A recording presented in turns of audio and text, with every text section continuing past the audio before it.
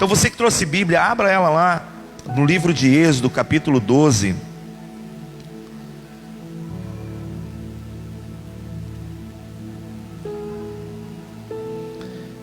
No capítulo 12 de Êxodo fala sobre a instituição da Páscoa. Então a Páscoa foi instituída por Deus, amém? Quem instituiu ela foi Deus. E nós vamos entender por que Deus instituiu a Páscoa. Por que Deus colocou aquela data para ser não só um momento ou uma ocasião, mas para ser de uma forma perpétua, lembrada por gerações. E diz assim: disse o Senhor a Moisés e a Arão na terra do Egito: este mês vos será o principal dos meses, é o mês de abril, será o primeiro mês do ano no calendário judaico. Falai a toda a congregação de Israel, dizendo: ao 10 deste mês, cada um tomará para si um cordeiro segundo a casa dos pais, um cordeiro para cada família. Se a família for pequena, para um cordeiro, então convidará ele o seu vizinho mais próximo, conforme o número das almas, conforme o que cada um puder comer. Por aí calculareis quantos bastem para o cordeiro. O cordeiro será sem defeito, macho de 1 ano. Podereis tomar um cordeiro ou um cabrito, e o guardareis até o 14º dia deste mês. E todo o ajuntamento da congregação de Israel imolará no crepúsculo da tarde. Tomarão do sangue e porão nas ombreiras, ou nas ambas ombreiras, e nas vergas das portas, nas casas em que comerem. Naquela noite comerão a carne assada no fogo, com pães asmos e ervas amargas a comerão. Nada comereis do animal, nada cru, nem cozido, nem em água, porém assado no fogo, a cabeça, as pernas e a fressura. Nada deixareis dele até pela manhã, e o que sobrar deve ser queimado. Desta maneira o comereis: lombo cingido, sandália nos pés, cajado na mão. Comê-lo-eis à pressa, é a Páscoa do Senhor. Porque naquela noite passarei pela terra do Egito, e ferirei a terra do Egito com todos os primogênitos, desde os homens até os animais. Executarei sobre todos os deuses do Egito juízo. Eu sou o Senhor. O sangue vos será por sinal nas casas em que estiverdes. Quando vir o sangue, passarei por vós, e não haverá entre vós praga destruidora, quando eu ferir a terra do Egito. Esse dia vos será por memorial, e o celebrareis como solenidade ao Senhor. Nas vossas gerações o celebrareis por estatuto perpétuo. Amém? Senhor, obrigado pela tua palavra. Permite-nos nessa noite entendê-la, Senhor. Revela o nosso coração para que possamos de fato sair diferente de como entramos neste lugar. Que o teu Espírito possa operar este milagre em nossa vida, em nome de Jesus. Amém. Aqui está estabelecido por Deus o princípio da Páscoa. E a Páscoa tinha todo uma ordenança dada por Deus. Veja que Deus não só disse que faria uma data para ser comemorada, Ele especificou o que seria feito e como seria lembrado isso, por gerações. Então Deus foi o que instituiu a Páscoa. Diga: Deus instituiu a Páscoa. E qual a finalidade dele instituir a Páscoa? Qual a razão daquilo? Não era uma comemoração, uma festa meramente de glutonaria, de alimentos. Não era churrasco bem gordo aqui no sul, ainda que seja muito bom, mas tinha a ver com algo que estava por acontecer. E Deus não faz nada sem antes revelar aos seus, amém? Então ele vem, fala com Moisés e pede para Moisés entregar isso para o povo, mostrar isso para o povo. Como aconteceria isso? E aí você precisa entender a razão pelo qual Deus instituiu a Páscoa e por que que Ele está fazendo algo que isso tem a ver e culmina com o que nós vamos fazer hoje, a Santa Ceia. O projeto original de Deus foi o jardim, não foi a terra. Como assim, pastor Maurício? Quando Deus criou Adão e Eva, não criou Adão e Eva para a terra, criou Adão e Eva para o jardim. Mas no jardim, eles não puderam permanecer por consequência do pecado. Então Deus tirou eles do jardim, colocou-os na terra. E a terra é o que a gente está vendo hoje, esse caos todo, por consequência do pecado. Agora é interessante que Deus mantém esta mesma ordem, e Ele vai ao seu tempo corrigir isso para aqueles que creem, para aqueles que têm fé, obviamente aqueles que abrirem o seu coração. E isso tem a ver com o entendimento de que quando Deus permitiu que Israel entrasse no Egito, você já parou para te perguntar, ou até para questionar teu coração, por que Deus permitiu o Egito ter alimento naquela época e a terra prometida não? Estaria Deus sendo injusto? Porque como é que Israel foi parar no Egito? Por causa do alimento. Havia fome naquela época, havia uma crise institucional, mas o Egito tinha alimento. E no Egito estava aquele que havia sido vendido como escravo, que era José. E quando os filhos de Jacó vão ao Egito para negociar alimentos, eles encontram lá o seu irmão mais novo. E o seu irmão agora está como governo do Egito. Mas quando você olha a história de José, você vai ver que José era um homem íntegro, um homem reto, um homem com princípios, e mesmo ele estando no Egito, ele não perdeu a conexão dele com Deus. Então Deus o abençoava, porque a questão não é aonde você está, a questão é como está o teu coração aonde você está. E ele estava no Egito, mas com o coração em Deus. Diga comigo, eu posso estar no Egito, mas o meu coração tem que estar em Deus. E esse é um ponto extremamente importante na vida cristã. Hoje nós estamos na terra, mas o nosso coração tem que estar em Deus. Nós podemos usufruir do que tem de melhor nessa terra, mas o nosso coração precisa estar em Deus. Quando o nosso coração sai da presença de Deus, isso gera um problema para nós. Isso gerou um problema para Israel. Israel passou a viver como prisioneiro. O sistema do Egito aprisionou o povo de Deus, ao ponto que eles ficaram 430 anos restritos a uma terra que não era deles, até Deus anunciar o resgate. Então esse tempo está falando da libertação do povo de Israel. E a palavra Páscoa vem da origem hebraica, da palavra Pessá, que quer dizer passar por cima. Então aqui você vai encontrar no verso de número 13, dizendo: o sangue vos será por sinal nas casas em que estiverdes, quando eu vir o sangue, passarei por vós. Ou seja, vou passar por cima da tua casa que estiver marcada com o sangue do Cordeiro. Agora note que Deus falou algumas coisas aqui importantes. Primeiro, o Cordeiro tinha que ser sem defeito. Ou seja, o objeto sacrificado a Deus não podia ter defeito. E aí já há uma profecia, aqui já há uma palavra profética anunciando o perfeito sacrifício de Cristo Jesus.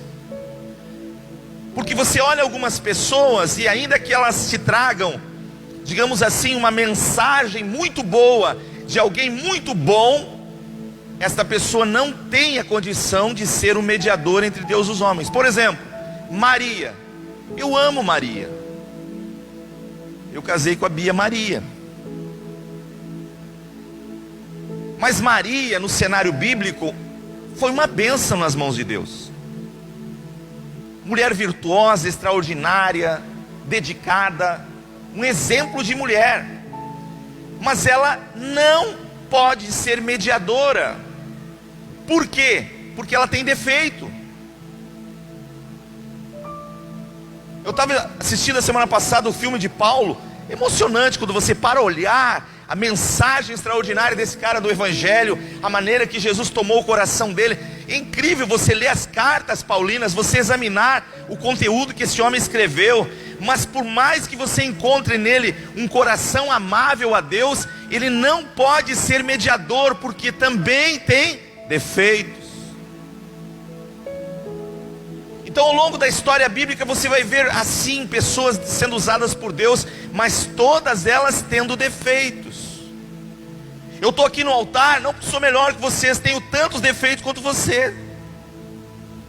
Então eu posso pastorear, posso ensinar a palavra, mas eu não posso ser mediador de vocês. Quem está entendendo o nome de Jesus? E aconteceu então que Deus queria resgatar o povo. Então Deus fala com Moisés e vai instituir a Páscoa. E diz para Moisés como é que eles tinham que fazer. Entrega para eles o projeto. E no projeto vai falar aqui que aconteceria algo no Egito. Juízo de Deus desceria. E todo primogênito, note isso. O ser primogênito é o primeiro filho da família. É o mais velho, ou o primeiro, né? Agora, independe se você já casou ou não, não revoga o direito de você ser o primeiro. Então significa que aquele dia seria um dia terrível no Egito, porque todas as casas seriam afetadas. Independe se era o primogênito um bebê, ou se ele já era pré-adolescente, ou se ele já era jovem, ou se ele já era ancião. Aonde passaria o anjo da morte, traria justiça. Iria muita gente padecer naquela noite. Mas Deus disse para Moisés: eu quero proteger o meu povo. Mas o meu povo vai ter que fazer assim, assim e assim. Então note uma coisa. Diga comigo, a palavra de Deus, ela é instrutiva e ela é protetiva. Mas para quem? Para quem executa ela. De nada adianta você ter uma Bíblia aberta em casa, na tua casa, nos Salmos 23, nos Salmos 91, se você não exercitar o que Deus está te mandando fazer. Você está entendendo? Se Deus está dizendo que você tem que fazer assim, não tente fazer assado. Existe um projeto que Deus estabeleceu e nós temos que segui-lo. Então naquela noite o povo entendeu e fez exatamente o que Moisés falou. Agora, note uma coisa. Imagine se eu vindo preparando a casa dele lá em Viamão. Chama o pintor e manda pintar, decora toda a casa por fora, pastora Mara. Porta bonita, entrada. Aí de repente Deus vem e diz o seguinte: ó, eu quero que você pegue o sangue desse novilho, desse bezerro, eu quero que você pegue e passe na ombreira. Oh, mas eu vou sujar a porta da minha casa. E eu fiquei pensando hoje durante o dia, por que na porta principal? Porque aquilo que nós somos, o mundo todo tem que saber o que somos. Deus, quando fez as coisas, Ele não se escondeu. Tudo que Deus fez, segundo Romanos, diz que foi manifesto aos olhos humanos. Deus não trabalha com segredos, com coisas escondidas. Então se eu e você somos de fato cristãos, se de fato nós somos da família de Deus, então nós temos que mostrar para o mundo que nós somos. A tua casa tem que ser uma referência de onde Deus habita. Eu lhe disse: passa o sangue na ombreira da porta da tua casa, na verga. Ou seja, não só Deus iria ver, mas também os egípcios iriam ver, o mundo iria ver. Mas por que você está fazendo isso? Primeiro, porque Deus me instruiu. Segundo, porque eu amo a Deus, e Ele me ama porque está me instruindo. Então eu estou vivendo para Deus. E aconteceu exatamente isso. E naquela noite passou o anjo. E o anjo passando por cima do Egito, toda a casa que não estava marcada com sangue, o espírito da morte entrou. Então tinham pessoas dormindo, que simplesmente perderam a sua vida dormindo. Tinham pessoas na mesa comendo, perderam a sua vida almoçando, jantando. Ou seja, independente onde elas estavam, o que estavam fazendo, simplesmente a vida se retirou delas. Por causa do quê? De uma ordenância divina. Só que aqui, queridos, era apenas uma sombra do que Deus estaria para fazer num futuro. Porque a palavra de Deus, ela é incrível. A forma com que Deus trabalha é uma coisa maravilhosa. Um dia nós vamos poder entender perfeitamente a obra redentora da criação. Diga comigo: o homem não foi feito para a terra. O homem foi feito para o jardim. Pastor, mas é forte isso. Mas esse é o plano original de Deus. E como é que o homem vai voltar para o jardim? Porque a gente fala em terra prometida, você vai olhar, nós encontramos Israel, encontramos um pedaço de terra onde Deus prometeu para eles, mas você vê Abraão dizendo que teve naquele pedaço de terra, olhou e viu que não era aquilo que Deus tinha prometido, que tinha algo maior. Então você já começa a ter um entendimento do que Deus está falando a respeito da Páscoa. Então Deus diz: você vai instituir a Páscoa, e vai dizer,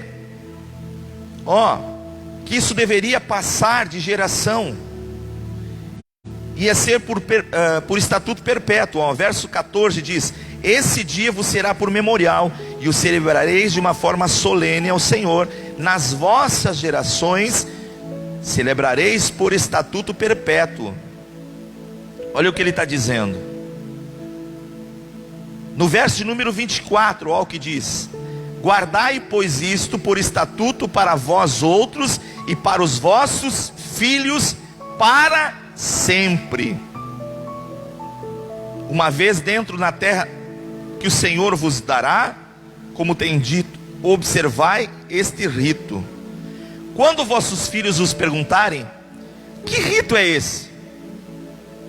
O pai, que data é essa que nós estamos comemorando? Aí você senta com ele e diz assim: meu filho, essa é a Páscoa. Olha o que o pai comprou: o coelhinho da Páscoa. Olha que amorzinho, o pai foi a Gramado pegar um chocolatezinho, um ovo do coelho. Então a Páscoa é isso, filho. Não, está errado. Chocolate você pode dar todo dia para o teu filho. Não recomendo, que não é bom dar todo dia. Mas o que eu quero dizer é que não existe data para você presentear o teu filho com chocolate.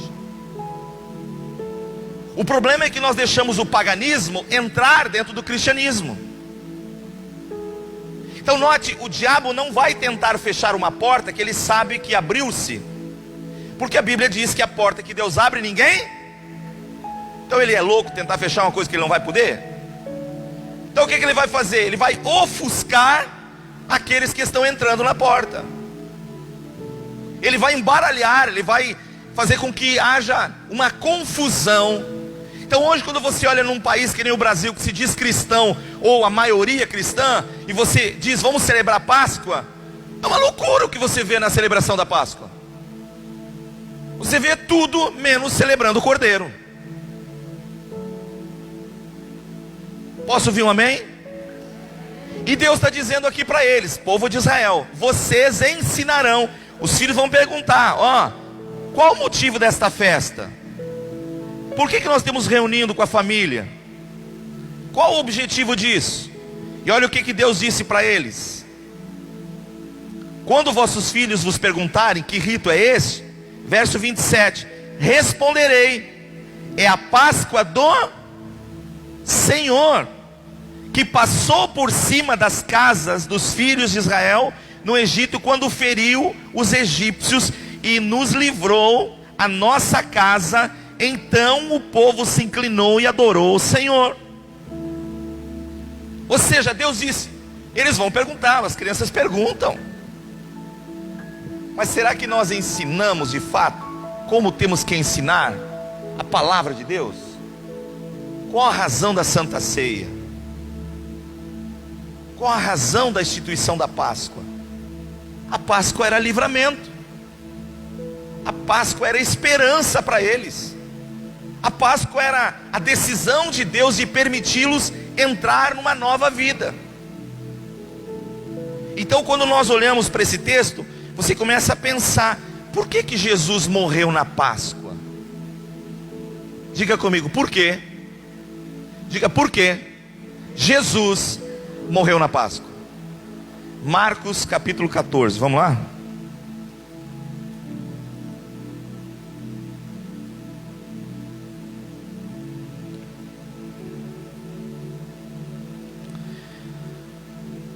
Versículo de número 12.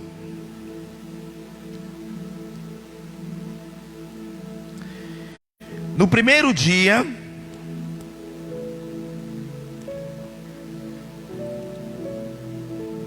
da festa dos pães asmos, quando se fazia o sacrifício do cordeiro, o quê? Marcos 14, verso 12. Quem achou diz amém. No primeiro dia da festa dos pães asmos, quando se fazia o sacrifício do cordeiro, o quê? Cordeiro o quê, igreja? Então eles estavam fazendo agora o rito que eles tinham aprendido de Deus lá no Antigo Testamento. E eles estavam numa solenidade. Quantas Páscoas Jesus já tinha passado com os discípulos? Desde que ele os ajuntou, ele tinha tido 2 Páscoas. Ele revela-se aos seus 30 anos. Ele é convidado para ir num casamento em Caná da Galileia. Ele começa a dar princípio aos seus milagres.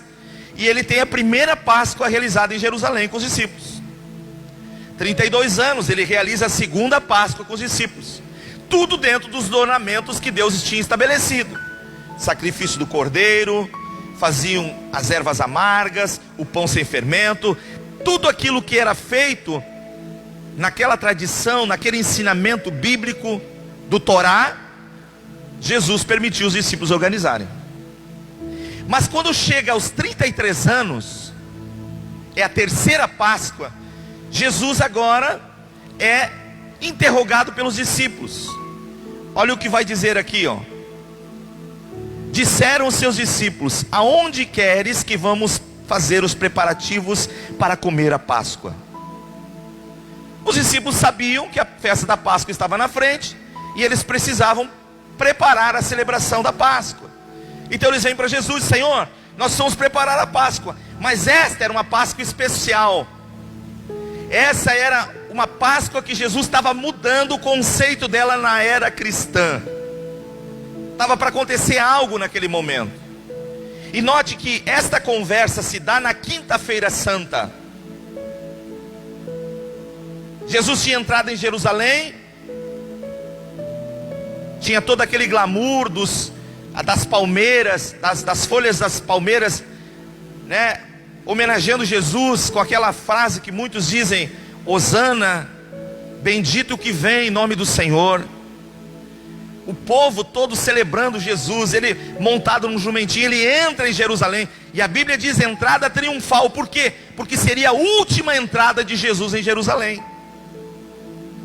E ele entra agora, todos saudando ele, todos glorificando. Note que a mesma boca que glorifica, às vezes é a que trai. Preste atenção nisso. E ele está ali, ele entra, ele sabia que a partir daquele momento o cordeiro estava entrando e ele não sairia mais de Jerusalém, porque tinha um sacrifício para ser feito. E que dia era a quinta? Se você conta quinta, sexta, sábado e domingo. Então de quinta a domingo, 10º dia, quinta-feira, até o 14º dia. Ele estava dentro de um cronograma que o Pai tinha estabelecido. A mesma instrução que Deus tinha dado lá, agora Jesus está cumprindo. Ele chega antecipadamente, passa aqueles dias, ele está ali, está acontecendo, ou seja, sobre os céus, um comentário. Está acontecendo algo na terra. Os anjos glorificando a Deus pelo que Deus está estabelecendo. E quando chega então a sexta-feira, Jesus ele é preso. Na quinta para sexta madrugada, ele é preso. Ele é sentenciado, ele é condenado, tudo em poucas horas. Por quê? Porque a Páscoa estava chegando e não poderia alguém estar preso daquela forma na Páscoa. Muito pelo contrário. A Páscoa era um motivo deles liberar prisioneiros e não prender. Então eles pegavam e soltavam presos. Era um indulto da Páscoa. Era um perdão oferecido para alguém que tinha cometido um delito. Não podia ficar preso. Mas agora Jesus está sendo preso e não poderia ficar na Páscoa preso. E de fato ele não ficaria. Ele iria para o sacrifício. E interessante que a Bíblia vai mostrar muitas formas de ser executados os malfeitores. Se você ler, por exemplo, os persas, os babilônicos, você vai ver a maneira que cada um executava. Então, por exemplo, Nabucodonosor tinha uma fornalha. Rei Dário tinha a cova dos leões. Mas no Império Romano, César tinha a cruz. E a Bíblia diz: maldito todo aquele que for pendurado numa cruz. E agora Jesus se faz em sacrifício. E é interessante que segue o texto aqui de Marcos 14. Ele dá uma ordem, os discípulos vão, Então enviou 2 de seus discípulos, dizendo: ide à cidade, vos sairá ao encontro um homem trazendo um cântaro d'água. Seguiu ao dono da casa onde ele entrar. Digam, o mestre pergunta: onde será o meu aposento, no qual hei de comer a Páscoa com os meus discípulos? E ele vos mostrará um espaçoso cenáculo mobiliado e pronto. Ali fareis os preparativos. Saíram, pois, os discípulos, foram à cidade, achando tudo como Jesus lhes tinha dito, prepararam a Páscoa. Interessante, seguiram tudo que Jesus falou. Você não sabe o segredo que tem por trás de seguir as instruções do Senhor. Tudo que você fizer seguindo as instruções do Senhor, vai dar certo. Porque o compromisso do Senhor é com a sua palavra. Não é com a instituição, não é com a tua beleza, é com a tua obediência à sua palavra. Então os discípulos foram e aconteceu tudo. Eles encontraram aquele homem com cântaro, eles seguiram, entrar na casa, chegaram ao proprietário, falaram para ele, o homem diz: esse cenáculo, eu tive nesse cenáculo em 2011. Eu já entrei chorando lá dentro. Aonde Jesus preparou a última ceia. Agora quem preparou foram os discípulos. E os discípulos trouxeram o cordeiro assado, os pães. Eles fizeram todo o rito. Só que aquele momento foi um momento diferente. Olha o que vai dizer aqui no verso 22. E quando comiam, tomou Jesus o quê? O pão. Jesus pega o pão. Ele não pega a carne do cordeiro que eles tinham.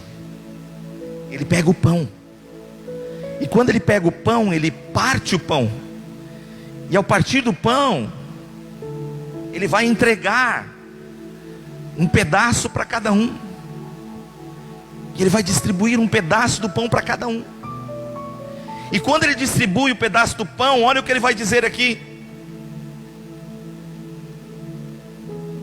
Partiu e deu-lhes e disse: tomai, isto é o meu corpo.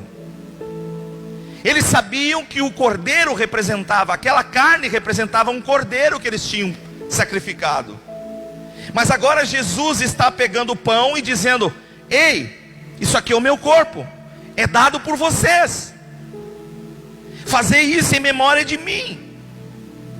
Eu imagino todo mundo pegou o pão, mas ficou ali calado, pensando, o que ele vai fazer? Qual o significado, qual é o sentido do que ele está fazendo? Por semelhante, Jesus toma agora o cálice, ele pega o cálice, e ele dá para os discípulos beberem. A seguir, tomou Jesus o cálice, tendo dado graças, o deu aos discípulos, e todos beberam dele. Então disse Jesus: isto é o meu sangue. O que ele está dizendo agora? Eles sabiam que aquele sangue do cordeiro, no passado, tinha sido colocado na ombreira das portas da casa. Agora Jesus diz: este é o meu sangue. Em outras palavras, eu sou o cordeiro. Só que vocês não vão passar na ombreira das casas de vocês, vocês vão colocar no coração de vocês. E ele está mudando o rito agora, e transformando a Páscoa judaica na Santa Ceia cristã. Quem está entendendo em nome de Jesus? Você está entendendo? Ele está fazendo uma mudança da comemoração da Páscoa, e ele está deixando exatamente como era. Ele vai dizer: fazer isso em memória de mim até que eu venha. Ele está falando de algo perpétuo. Ele está falando que isso precisa perdurar na nossa vida, que nós precisamos entender o conteúdo da Santa Ceia, e o objetivo pelo qual agora Deus está fazendo isso. Se no passado foi libertar o povo, e guardar e proteger o povo de algo que estava vindo, a Santa Ceia não é diferente. Ela tem também um sinal muito especial para nós. Por quê? Porque ela vai nos guardar e nos proteger, independentemente do que venha acontecer num presente futuro. Pastor, mas e as pessoas que já estão na sepultura, já morreram? Como assim? Como é que será o sangue? Continua sendo da mesma forma. Porque quando Deus descer, quando Jesus voltar, e Ele disse que voltará, a sua presença passará pelas sepulturas, e onde tem vivos ou mortos, não importa. A Bíblia diz que Jesus vai ressuscitar aqueles que dormiram nele. Mas os que não dormiram nele também vão ressuscitar, mas não para a vida, e sim para o tormento. Então Jesus está mostrando algo que ele estaria aqui fazendo. Isto é o meu sangue, o sangue da nova aliança. Preste atenção. Derramado em favor de... O que diz aí na tua Bíblia? Derramado em favor de muitos. Não diz derramado em favor de todos. Porque embora todos possam ouvir e ver, nem todos aceitarão. A prova está quando Jesus foi crucificado. Um malfeitor à direita, um malfeitor à esquerda. Quando um olha para Jesus e vê que algo estava acontecendo, ele pede perdão e misericórdia. Ele aceita o sacrifício do cordeiro. E porque ele aceita o sacrifício do cordeiro, o que acontece? Ele recebe perdão. E ainda que a morte física estivesse tragando ele, Jesus disse: ainda hoje, vírgula, estarás comigo no paraíso. Ou seja, eu estou mudando a tua história. Mas compensação, o outro não teve a mesma decisão. Então por isso que Jesus diz aqui: a nova aliança no meu sangue derramado em favor de muitos. Muitos não significa todos. Muitos ouvem e ignoram. Muitos vêm na igreja não por causa do cordeiro. Eles vêm na igreja por aquilo que o cordeiro pode oferecer para eles. Lembra do Egito? Quantas vezes Moisés esteve no palácio de Faraó? Quantas vezes Moisés anunciou o que Deus estava para fazer? tinha tempo suficiente para Faraó pedir misericórdia e se arrepender.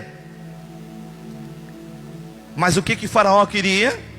Apenas as bênçãos do cordeiro.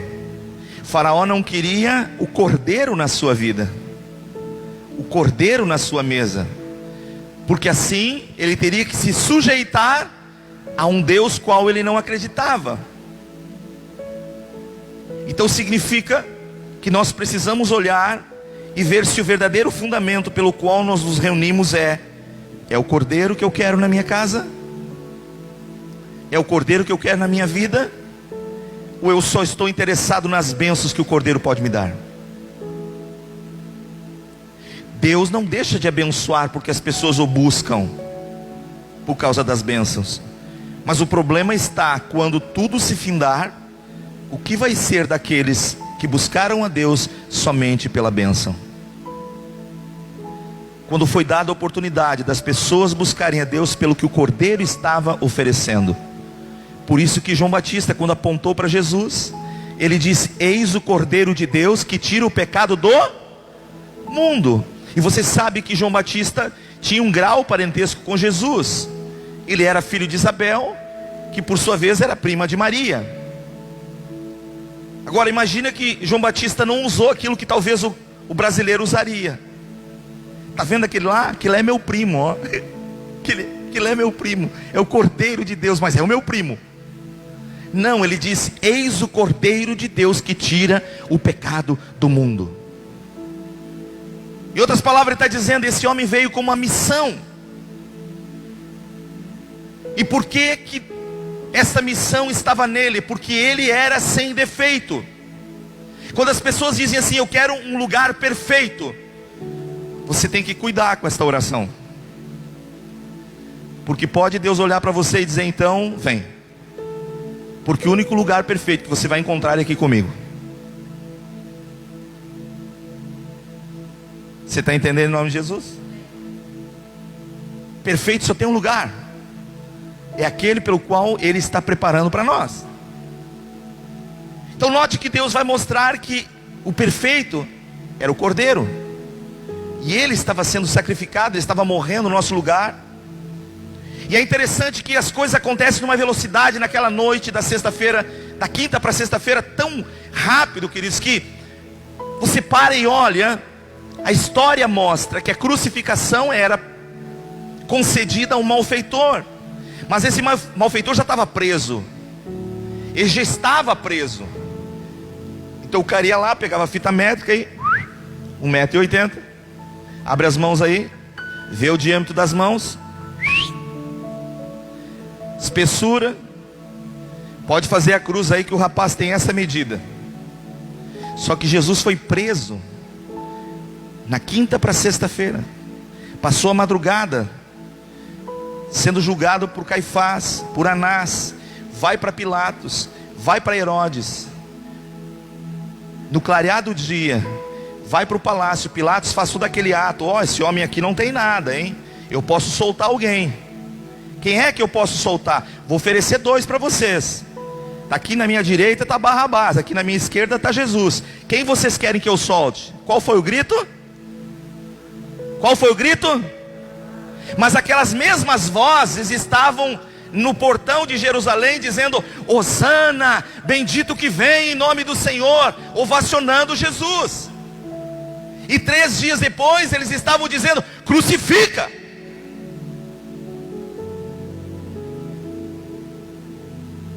E Jesus pega a cruz que não é dele.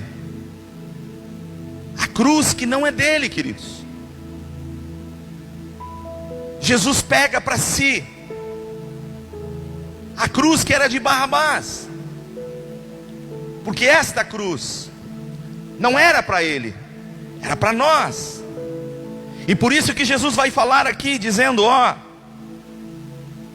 esse é o meu sangue. A seguir tomou Jesus o cálice do meu sangue, ele está dizendo aqui. O cálice da bênção, Paulo vai falar em Coríntios, o cálice da bênção. Por quê? Olha o que diz no verso de número 36, do mesmo capítulo. E dizia Jesus: Abba, Pai, tudo te é possível, passa de mim este, que cálice? O cálice da maldição da cruz, que ele teria que beber, que ele teria que passar. E como homem ele está agora agoniando, e ele está orando e dizendo: se possível, passa de mim esse cálice, todavia não seja o que eu quero, mas sim o que tu queres.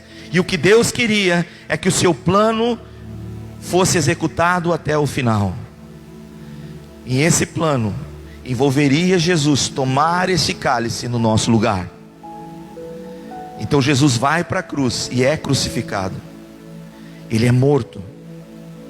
Ah, queridos, no capítulo de número 16, no verso de número 1, vai dizer assim, ó: passado o sábado, Maria Madalena, Maria mãe de Tiago e Salomé compraram aromas para irem embalsamá-lo. E muito cedo no primeiro dia da semana, a despontar do sol, foram ao túmulo e diziam umas às outras: quem nos removerá a pedra da entrada do túmulo? E olhando, viram que a pedra já estava removida, pois era muito grande. Entrando no túmulo, viram um jovem assentado ao seu lado, vestido de branco, e ficaram surpreendidas e atemorizadas. Ele, porém, lhes disse: não vos atemorizeis, buscai a Jesus o Nazareno, que foi crucificado. Ele ressuscitou. Ele não está mais aqui. Porque só poderia sair da sepultura alguém que não tivesse mancha alguma ou corrupção alguma no seu coração. E esse era Jesus. Então Jesus sai do seu túmulo, e ele vai agora cumprir o desígnio de Deus. Ele já havia dito: está consumado, está realizado.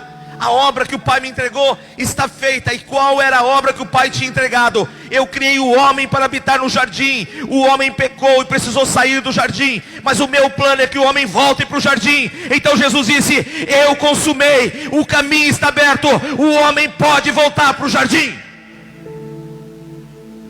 Deus não nos fez para nós habitarmos na terra, Deus nos fez para nós habitarmos no jardim. Deus não fez o povo para habitar no Egito, Deus fez o povo para habitar na Terra Santa. Enquanto eles estavam no Egito, fazendo do Egito sua terra prometida, eles sofreram, agoniaram. Por isso tem muito cristão hoje sofrendo na terra, porque vive na terra como se a terra fosse o paraíso. Mas em vez disso vive um inferno, porque não ensinam os filhos, não disciplinam a palavra de Deus no coração, e agarram os seus bens materiais como se fosse aqui na terra o final de tudo. E Deus está dizendo: não, eu criei desde o princípio o homem para habitar comigo no paraíso, e o meu plano original leva o homem de volta para o paraíso. Mas para isso eu preciso passar pelo sacrifício do Cordeiro. E então Jesus diz: vocês vão celebrar agora a ceia.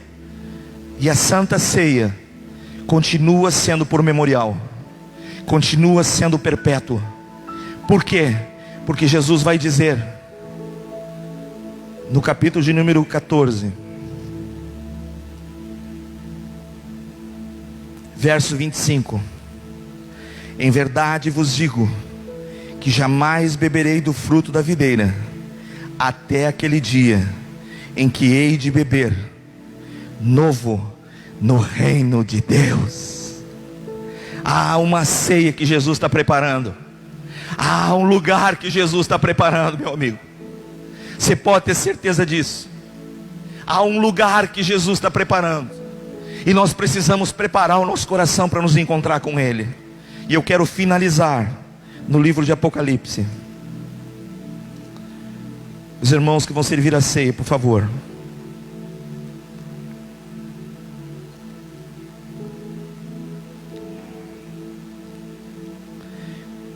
Capítulo 22, verso de número 12. Ele vai dizer assim: e eis que venho sem demora. Olha o que ele está dizendo: e eis que venho sem demora, e comigo está o galardão, que tenho para retribuir a cada um segundo as suas obras. Sabe o que ele está dizendo? Eu estou voltando, e eu vou dar para cada um, segundo cada um viveu, segundo cada um creu, e cada um executou as coisas minhas. Olha o que ele diz aqui: eu sou o alfa, eu sou o ômega, eu sou o primeiro, eu sou o último, eu sou o princípio e eu sou o fim. Verso 14: bem-aventurado aqueles que lavam as suas vestiduras aonde? No sangue do Cordeiro. Bem-aventurado os que lavam as suas vestiduras no sangue do Cordeiro. Lavar significa você fazer bom uso do que você tem, reconhecendo que o único objetivo do sangue foi limpar o teu coração, para você poder estar no lugar onde Deus queria que você estivesse. Concluindo o texto: bem-aventurado aqueles que lavam as suas vestiduras no sangue do Cordeiro, para que lhes assista o direito. Qual o direito? Na árvore. Aí eu pergunto para você: onde é que estava a árvore da vida?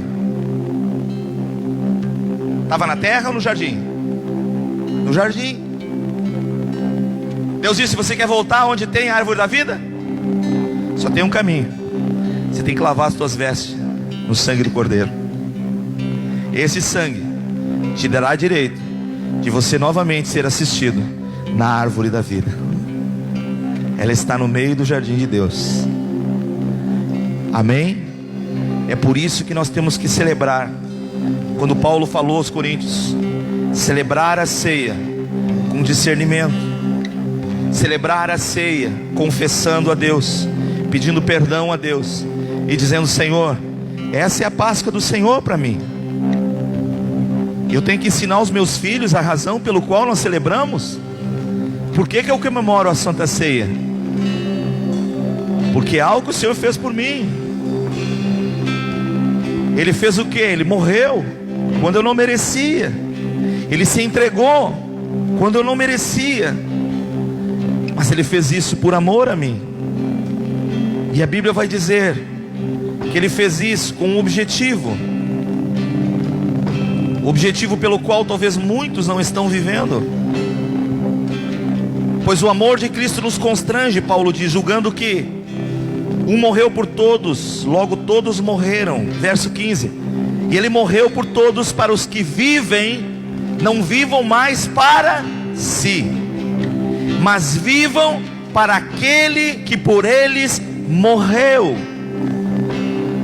Então quando você te identifica com a vida cristã, não é para você viver para você, é para você viver para Deus. Então você tem que colocar isso no teu coração. A tua família você tem que viver para Deus. Os teus negócios você tem que viver para Deus. A tua saúde você tem que viver para Deus. Tudo que você fizer precisa ser para engrandecer e glorificar a Deus. Senão não tem sentido. Senão não tem sentido eu levantar e eu cantar, adorar, mas seguir fazendo o que o egoísmo do meu velho homem me levou a fazer antes da cruz. Vou repetir de novo: para os que vivem, não vivam mais para si mesmo, mas vivem por aquele que por eles morreu. Você está disposto a viver por Jesus? Você está disposto a dar o teu melhor para Jesus? Você está disposto a celebrar Jesus todos os dias na tua casa? Você está disposto a começar a reunir a tua família e orar? E dizer: Jesus, Tu és o Cordeiro desta casa, Tu és o Senhor desta propriedade. Você começa a entender o Evangelho dessa forma. Viva para Deus, não para você. Se você vive para você, você está sendo egoísta. E você não está dentro daquilo que Deus ensinou. Nós precisamos viver para Deus, sabe por quê? Porque aqui não é o nosso lugar. Pedro diz que nós somos peregrinos e forasteiros, que nós estamos aqui de passagem. Por quê? Porque o nosso lugar é o jardim. É o jardim que Deus nos colocou, onde não tem pecado. O homem não pôde viver no jardim por causa do pecado, mas Jesus deu um jeito no pecado, o santo pelo pecador, para nós vivermos por Ele e para Ele. Você quer viver para Deus? Fique de pé nessa noite, erga as tuas mãos aos céus, diga: Jesus, obrigado, porque Tu és a minha Páscoa, e não apenas um dia, todos os dias que eu pego o pão, que eu pego o cálice, eu estou anunciando a minha Páscoa. Tu és o meu Cordeiro, Tu és o meu Senhor, o meu libertador, aquele que me tirou das trevas e que está me levando de volta para o paraíso. Diga: Deus, em nome de Jesus, aviva esta fé no meu coração. Aviva-me, Senhor, em nome de Jesus. Pai, obrigado por este pão, obrigado por este cálice. É o Teu corpo e o Teu sangue oferecido por muitos. Obrigado por nós estarmos aqui no meio de muitos. Jesus, nós Te glorificamos nessa noite. Tu és o nosso Cordeiro. Esteja presente na nossa vida todos os dias, Senhor, porque o Senhor provê todas as coisas. Oh Senhor, Deus da provisão, o Senhor proveu para nós a nossa entrada novamente aonde nós não deveríamos ter perdido. Jesus, muito obrigado. Nós queremos cear em memória de Ti até que Tu venhas, em nome de Jesus, amém. Os irmãos vão descer agora para passar o pão e o cálice.